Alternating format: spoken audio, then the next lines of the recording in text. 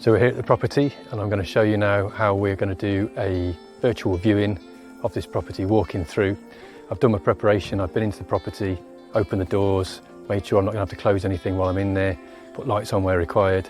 My phone's on airplane mode so I won't get interruptions. So onwards and we'll start the filming.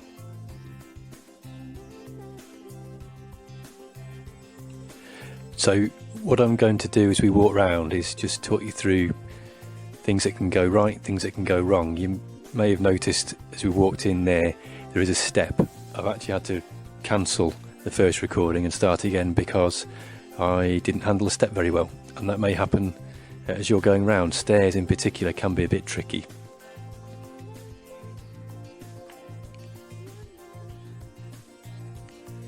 When you're starting, you do need to hold the phone landscape, not portrait, because it will show much better when we do the viewing. If you do it portrait, it's a much narrower feature video then, and it's a bit harder for people to see the various elements of the property. So make sure it's on landscape before you start, holding it in a landscape fashion.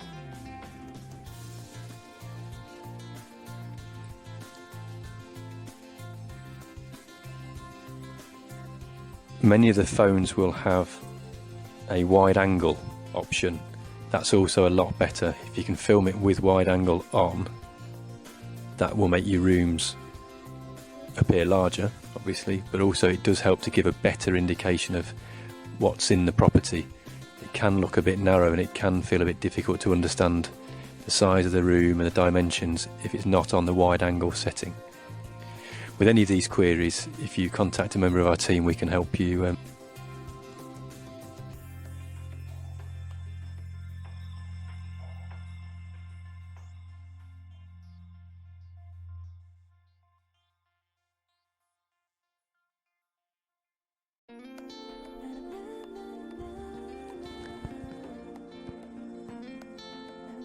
Now it's important that we do make this one continuous piece of footage. Once we enter the property, it does need to be continuous throughout the different rooms.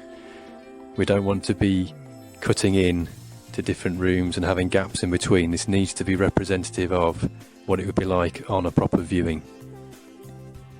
So if you do make errors, which may happen, you will need to start again. The other thing we're showing you there is to try and use the grounds, gardens, any views via the windows and slowly pan back from them, because again, on a viewing in real life, an in-person viewing, that's what people would want to do. They need to understand what the aspects are.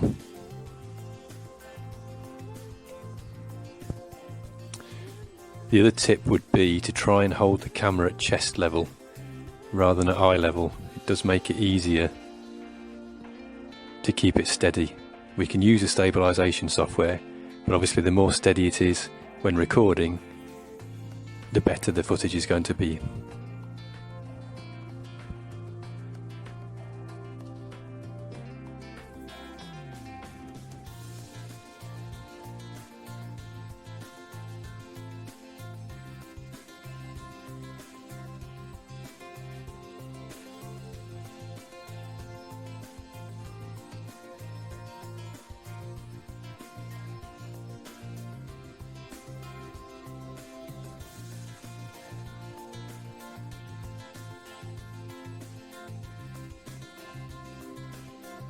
And then as we head down the stairs now, it is obviously important to make sure that your footing is safe and secure.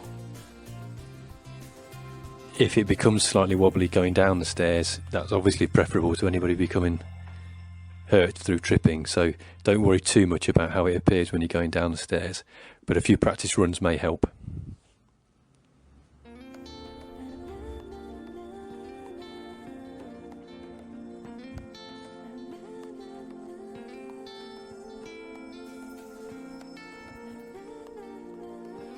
And then lastly, do try and finish on an element that's an attractive feature of the property. So with this one, we're just going to finish with a shot looking out on these nice grounds again.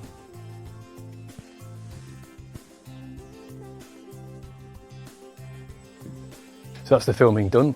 It now needs to be sent across to us via WeTransfer. We'll be able to add the audio to it, and a soundtrack and branded up, and then it's ready to go. I've got with me my PPE, I've got a mask to wear, I've got gloves, so I can attend safely. I'll wipe down all the surfaces and handles that I've touched on the way back. And so we made sure we've complied with all the social distancing rules as well. That will also be the case if we conduct any in-person viewings.